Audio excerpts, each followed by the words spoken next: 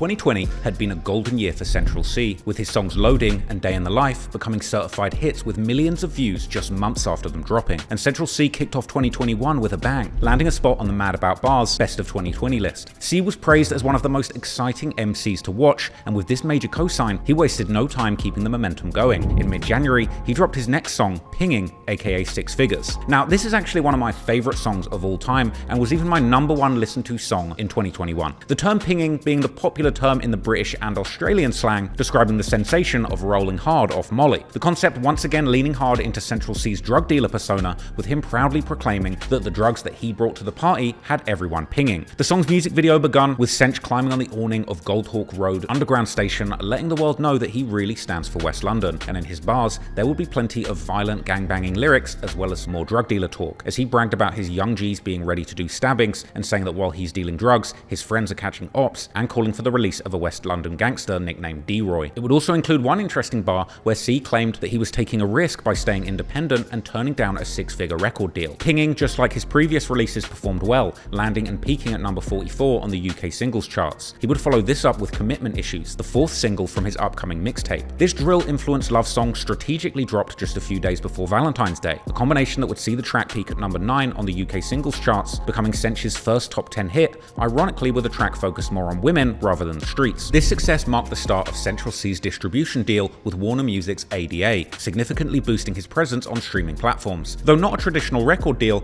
ADA played a pivotal role in promotions and campaigns, drastically increasing Central C's reach. This was an important strategic move that set the scene for C's next big release to be a massive success. The next month, on the 12th of March, Central C's first official mixtape Wild West was released. It came with a massive promotional campaign conducted by London agency Bay TV. In line with the Wild West theme, Sench was seen riding a horse around iconic West London locations like Goldhawk Road Station and Shepherd's Bush Market. A bizarre but eye-catching approach to promotion, the stunt even required Sench to take horse riding lessons. In line with the Western theme, they even created posters which began popping up around London prior to the mixtape's release that stuck to the eye-catching bright orange colour scheme. C collaborated with Trapstar for merch and also used their gear and the Trapstar font on his album cover. The independently released mixtape included 14 tracks in total, and it debuted at number 2 on the UK albums charts, lingering on the chart for over 42 weeks. The mixtape also made waves internationally, charting on 10 different charts around the world and earning gold certifications in UK and Denmark. Ellie Evans of The Clash would rate the project 8 out of 10, while The Enemy saw it as a sneak peek into the future of drill, giving it a 4 out of 5. Vice correctly described it as R&B drill due to the mixture of street and female-focused tracks. The buzz around C's new releases reignited interest in his older tracks too, as at this point Day in the Life would reach number 44 on the UK charts, and mixtape tracks like 6 for 6 landed at number 16. With ADA playing an important role in boosting the tape's streams, Wild West ended up moving a solid 15,000 units in his first week. And off the back of his first full-length release, Sench had quickly cemented his position as the most buzzing rapper in the UK. But beyond the tape's success, Sench would also have been making big moves with international collaborations. A few months earlier, C had his first international collab with the Italian rapper Rondo De Sosa on the track Movie. The song featured Rondo rapping with Fabio Foreign-like ad-libs in Italian, while Central C's verses remained in the King's English. Linking up with an Italian gangster rapper brought out Sench's tough side, with him rapping bars all about his friends facing incarceration and having PTSD from what he saw in the streets. This single peaked at number 26 in Italy, and Sench and his team were smart to use these international features with artists that had street cred around Europe to grow his fanbase beyond the UK early, a strategy that he'd elaborate on in his No Jumper interview. Because Europe's massive, we shouldn't just be looking at London. I had done the Rondo feature, was probably my first feature. I wasn't focused, I didn't care about doing no features in the UK like that. No one was really grabbing my attention. It didn't make sense to me either. So I just went across the pond and went to Italy and done music with them. It makes more sense. We can, me and Rondo can both capitalize off it more. Whereas if I'm doing a song with someone in the UK, 9 times out of 10, their fans already know me and my fans already know them. So what's the point really?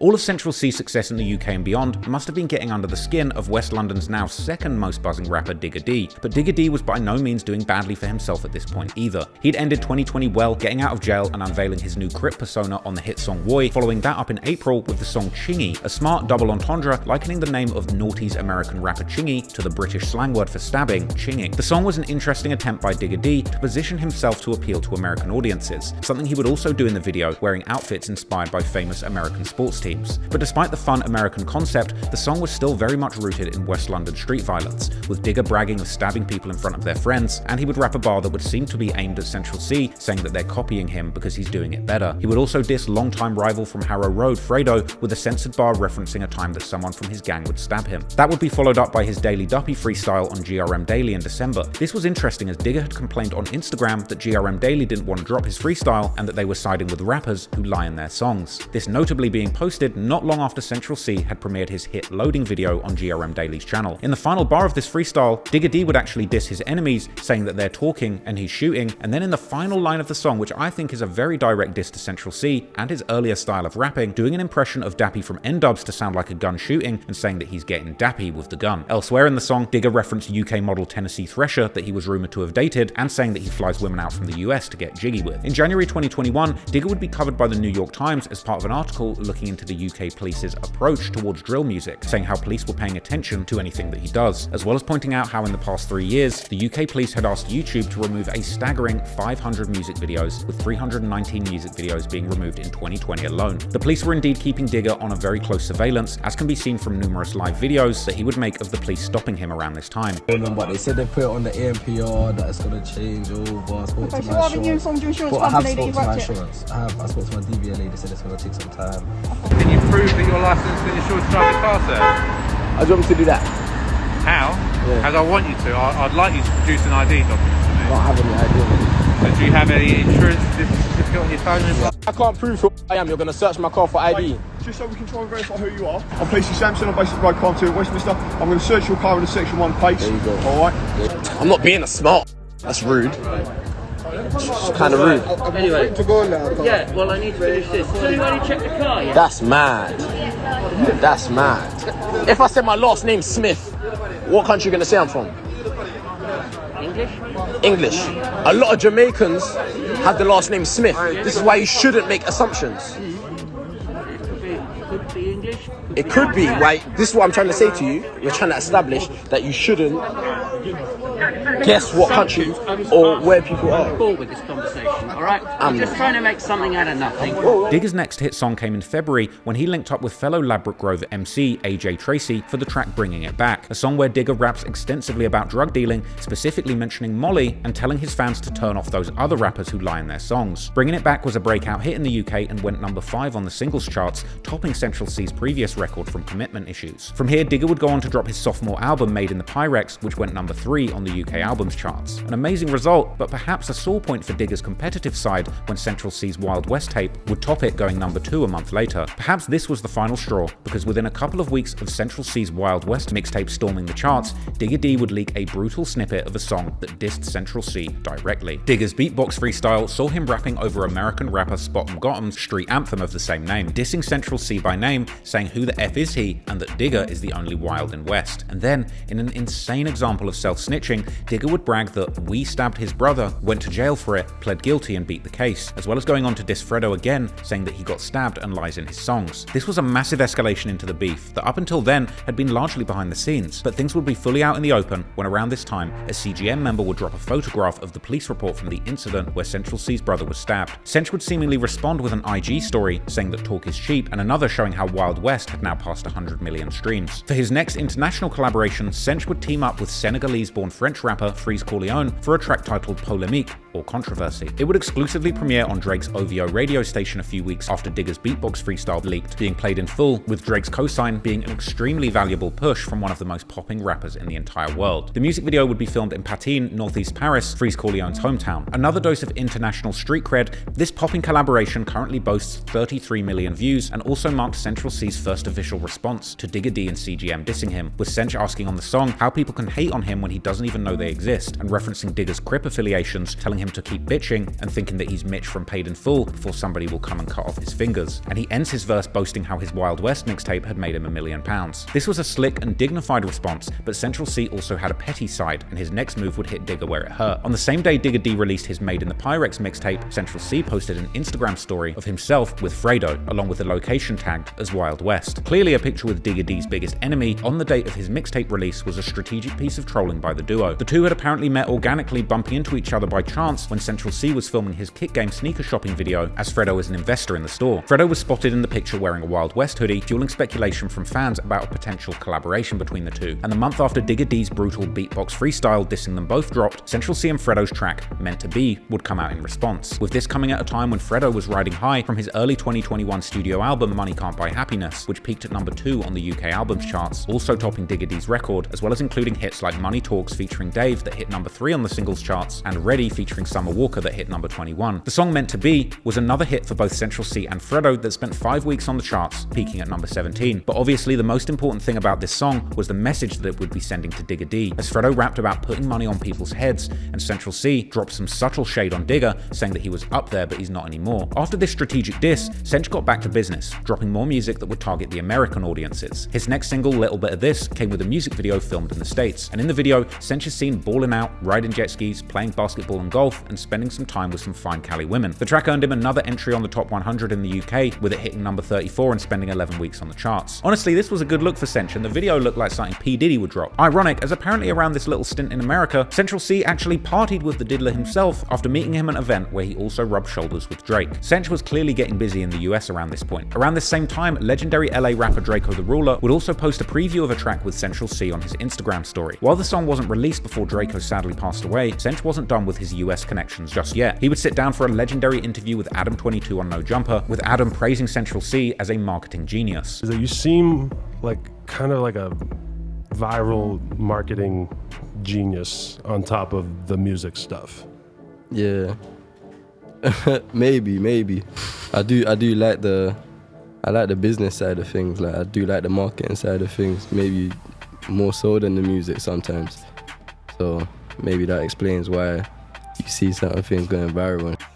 But back in the UK, Centr would continue to score major features when Ed Sheeran and Fumes the Engineer recruited him and Tion Wayne for a remix of the hit song Bad Habits in August. The original track by Ed Sheeran was still at number 1 on the UK charts at the time of the remix's release, and number 5 on the US Billboard 100. This placement was another huge boost for Central C. Also during one of his trips to California, he was spotted with Bay Area rapper OGeezy, with Centr featuring on his album Jeezy World on the track Starting Up, over a Bay Area beat. But collabs aside, Central C's next big solo hit would be huge too. The song Obsessed With You would sample Pink Pantheress' viral TikTok song Just For Me. Initially previewed on Central C's TikTok account, the preview would go viral, reaching 7 million views and 1.5 million likes in a single day. The single was then released as a surprise on September the 10th, debuting at number 5 on the UK singles charts, matching Digga D's record for bringing it back, as well as charting in 8 other countries. The music video for the soppy love anthem now has over 166 million views, and the video would end with a teaser for Central C's upcoming sophomore mixtape titled 23. And September continued to be eventful for the West London rap scene, as Digga D would drop his aggressive YoungBoy-inspired track 2K17, starting out the song with a bold bar calling out fake gangster rappers, saying that if you can name someone that you've shot, he'll never rap again, and daring his ops to make him mad so that he can stab them again, and telling people to stop copying him, and even saying that he can't perform at the Wireless Festival without bringing his gun. Interestingly, Digga D was referring to the annual London Music Festival Wireless, a multi-day festival where on the first day Digga D would be opening up for Future, and on the second, Central C would be opening up for Skepta. And so after Digga D's threats to come to the festival with a gun, despite being booked for different days, when Central C turned up, he would be seen entering the venue with numerous members of the 12 Anti gang. Redditors would point out Twin from 12 Anti at the front of his entourage, suggesting that he had previously been allegedly stabbed by Digga D or one of his CGM affiliates. Centr made a grand entrance on stage, decked out in military camo and flanked by his mob of Shepherd's Bush tough guys, with the crowd going into a frenzy as he started rapping. This was a bold moment for Central C, as appearing so publicly with what looked like his gang amid the beef with Digga D, many people online began to speculate on Centr's potential gang ties in West London. People would make posts on Reddit speculating on his connections to 2 gangs in Shepherd's Bush, 1200 and 12 Anti, with some people claiming his ties to 1200 came through his brother Lil Bro, while his close friend YG links him to the 12 Anti gang. Redditors would highlight the age difference between Central C and his brother, with some saying that they couldn't imagine a 22-year-old Central C hanging out with the 18-year-old or younger members from 1200, but perhaps these were the shank-carrying young G's that Centr had sometimes been rapping about. Reddit discussions also questioned whether 12 Anti members started associating with Central C before or after his fame. fame, with the implication being whether or not the gang actually got closer to him after the fame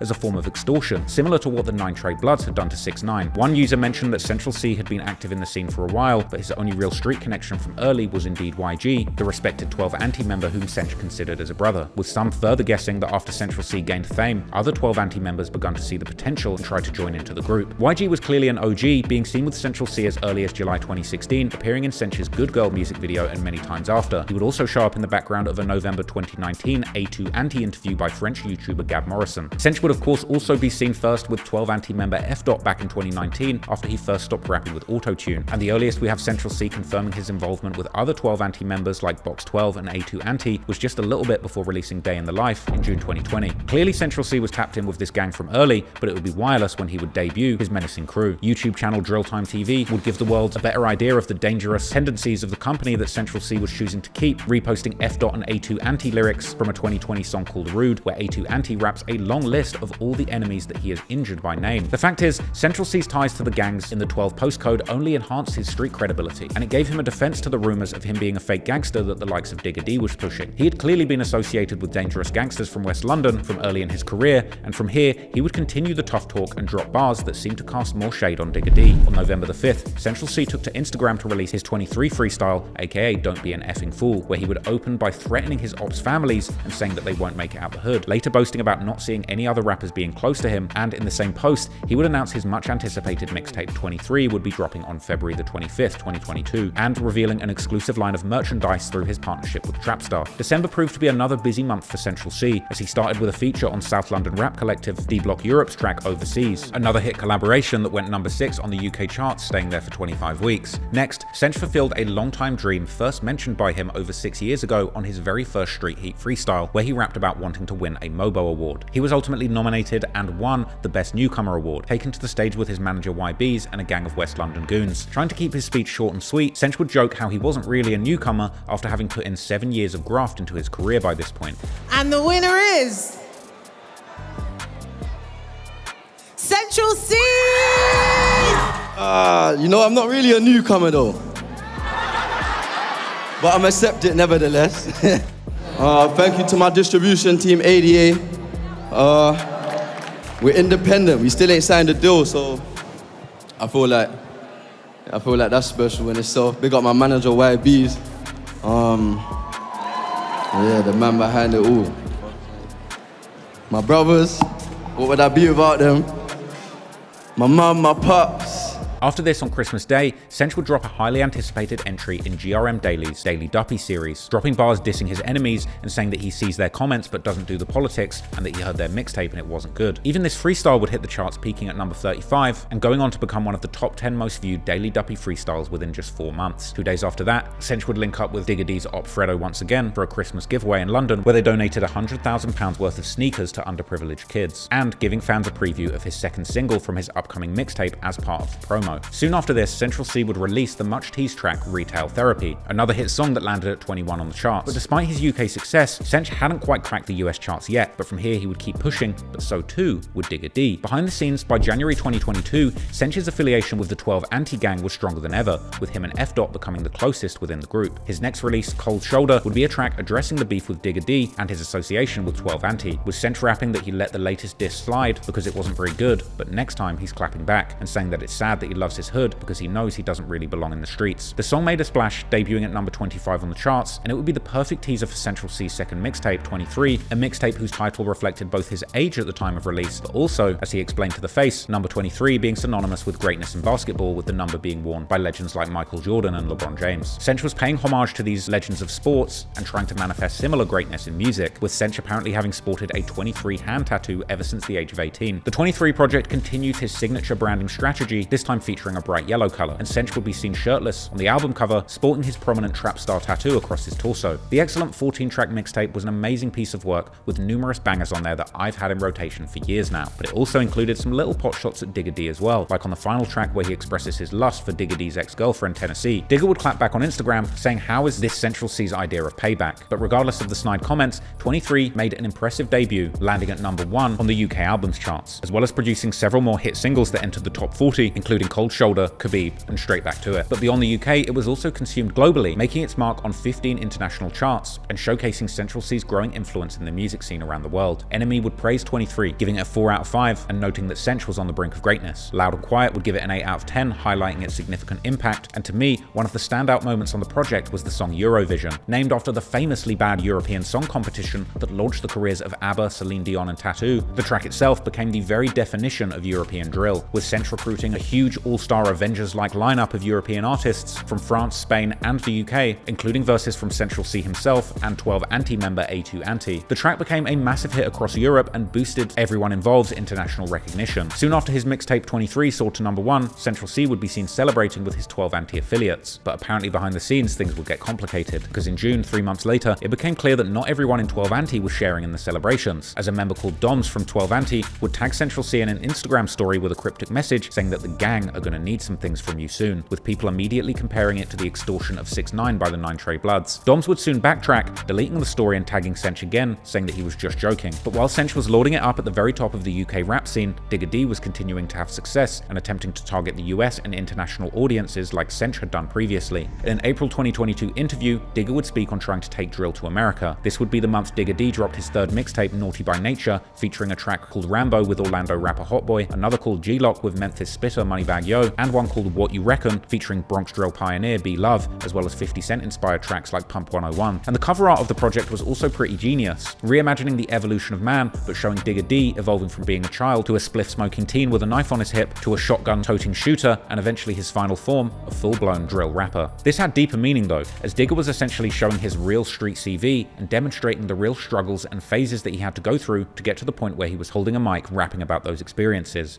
No doubt a subtle diss towards those that he believed didn't actually go through the necessary experiences to become an authentic drill rapper. And from the first words of the very first intro track, Digga seemed to be dissing Central C for being fake, as Digga starts the tape letting everyone know that anything that you hear him rapping about is all true facts, and that the stuff other people rap about is all lies and exaggeration, ending by saying that he really lives the life that other people rap about. I think the album Naughty by Nature is another reference to this same idea, as Digga is essentially saying that he's naughty or violent and street just by his very nature, unlike the others who had to manufacture their street credentials. Naughty by Nature was a hard mixtape, and it really mapped out Digga D's life story, his trauma, and real life, and it's by all means a classic UK drill project. And this project also went #1 on the UK albums charts too, putting Digga D back on track as contending with Central C for the top spot in the battle for the most successful rapper coming out of West London. And he would have another big hit soon after this with his collab Wasted with Brighton MC RD that hit #6 on the singles charts too. But around this time, people were only just starting to wake up to how serious this beef was between these West London rappers. A little while after Digga D's Naughty by Nature project released, with billboards that were posted up around West London, 12 anti-gang members actually ended up vandalizing one of Digga D's billboards promoting the album, spraying the names of Central C's mixtapes Wild West and 23 over it, along with #LiveYourMovie. Something that Central C himself apparently posted a picture up of online. Digga D would respond to these billboard vandals with a post that mocked them for vandalizing a billboard rather than actually sliding in the streets. And a week after this, people online would begin to speculate on the deeper details of this dark and deadly beef. A video posted by YouTuber Kid Nerd would detail the violent beef between Central C and Digga D, breaking down details of the incident where Central C's brother was stabbed. Digga would then continue to try and keep things competitive. In July, he did a song with French rapper Timal called Frenches, something that would later be seen by some as an effort to copy Central C's earlier strategy of collaborating with European artists. But unfortunately for Digga D, Central C had an ace up his sleeve, and his next song would launch him beyond the UK rap scene, putting him on the radar of the American rap scene too. And he was able to do all of this without any other artist helping him out. In July 2022, Central C shocked the world with a very unexpected track called Doja. His clever promotion of the song through TikTok and social media played a key role in its success, with the snippet of the song generating over 13 million views. Doja went viral on TikTok thanks to its unforgettable bar that went, "How can I be homophobic? My bitch is gay." Centr talked about the opening line on Genius and explained its virality. In somewhat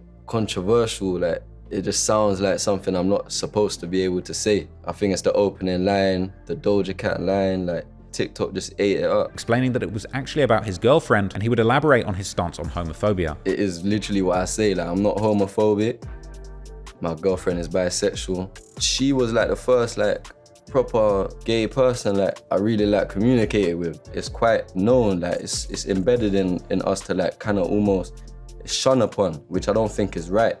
I want to add in, bro, like personally, Like homophobia, I think it's so weird. All of this explained why the song was released just in time for the UK's Pride weekend. Now, if you ask me, this was a bold move to base a whole drill song around an anti-homophobia statement. In a genre of music that's generally been pretty unwelcoming of other sexualities, Central C was somehow making inclusive music that still had a street edge, following up that first bar with a tongue-in-cheek lyric about how his gun must be gay too because it keeps trying to take off men's tops, and how he loves his brothers and tells them he loves them even though he's straight. The track's beat would sample Eve and Gwen Stefani's classic hit Let Me Blow Your Mind, giving it an instant appeal to an American audience without even needing a feature from an American rapper. Central would also become the first UK act to ever appear on the Lyrical Lemonade YouTube channel, with the Doja music video being directed by infamous rap video master Cole Bennett. The song itself also included Sench declaring his love for American pop rapper Doja Cat, with Doja even being caught reacting to the song on a few occasions. I wasn't gonna say anything about the Central C thing, but it's really funny that somebody just said, I'm not trying to Doja that. Appearing to enjoy the track and laughing and acting embarrassed in the club when it came on. Central C also hilariously trolled radio DJs, earning a repost from DJ Academics. Doja was a hit, and it swiftly debuted at number 2 on the UK charts, Central C's highest spot to date, but more importantly, Doja even reached number 12 on the bubbling under Hot 100 charts, just 12 spots shy of charting on the actual Billboard Hot 100. And the song would soar into the top 20 on the global charts too, landing chart positions in an astonishing 25 countries. But it didn't stop there. It went platinum in the US, the UK, and a host of other nations, even earning the major achievement of being the most streamed rap song in the world on Spotify during the week of July the 31st, a first for any UK rap song. And by July the next year, it would become the most streamed UK rap song on Spotify with over 470 million streams. Almost a month after the release of Doja in August, we would see famed comedian Andrew Schultz discussing Central C's influence on the popularity of drill in the US, alongside multi-talented British rapper turned actor Kano. I'm sure you're aware of this, about like what's happening right now in America and how popular UK drill is becoming. Mm-hmm. Are you familiar with this? Not too familiar, but yeah. Bro. Bro, yeah. I'm not kidding, dude, I'm serious. No, there's a song by Central C. Do you know Central C? Mm-hmm. You've heard of him? Yeah. Do you know Central C? Central C hadn't yet broken America, but he was making all the right steps and priming himself for a legendary run in the country. And despite Digga D's best efforts, his collaborations with American rappers, while good, didn't establish himself a presence in America like Doja did for Central C. But the thing is, even with both of these West London artists reaching the very pinnacle of the drill scene, dropping #1 albums and truly breaking free of their dark pasts in the streets, sadly, the violence would continue to play out in the West London gang wars. And soon, Central C's success would be briefly derailed by the brutal murder of one of his closest friends from the 12 anti-gang. And naturally, while Central C was grieving, Digga D would take the opportunity to twist the knife and drop some of the most heartless and disrespectful lyrics the UK rap scene had ever heard.